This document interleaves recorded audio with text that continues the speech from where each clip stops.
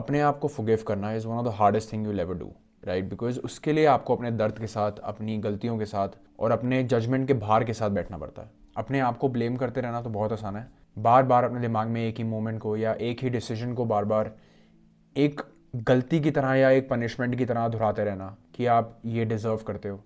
पर क्या आपने कभी रुक के ये सोचा है या अपने आप से ये पूछा है कि मैं कब तक इस चीज़ को अपने सर पर बोझ बना के रखूँगा before I can actually allow myself to rest. हमें ज़रूर ये सिखाया जाता है कि यार दूसरों को माफ़ कर दिया करो, उनको समझने की कोशिश करो जिन्होंने आपके साथ गलत किया है।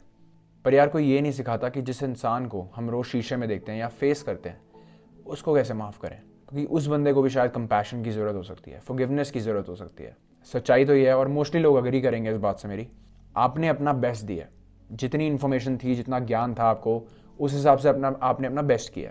शायद आप डरे हुए थे या आप लॉस्ट फील कर रहे थे या आप सिर्फ इस कट थ्रोट दुनिया में सर्वाइव करने की कोशिश कर रहे थे। शायद ये दुनिया आपकी इंटेंशंस को समझ ही नहीं पाई, पर आपको पता था कि आपकी इंटेंशंस क्या है। आपको अपने आप को पनिश करने की ज़रूरत नहीं है, just to prove that you are sorry.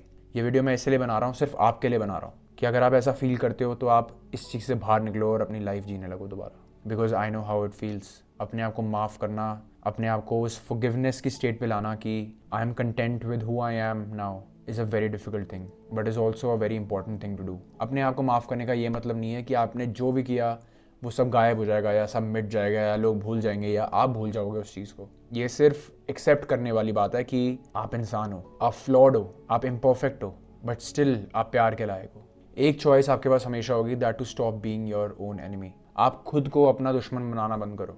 आपने अपने सेफ स्पेस को खुद ही बनाना है, क्योंकि अब आप वो इंसान नहीं हो जिसने वो गलतियां करी थी। अब आप इवॉल्व हो गए हो, उन गलतियों से सीख चुके हो, एक डिफरेंट इंसान बन चुके हो।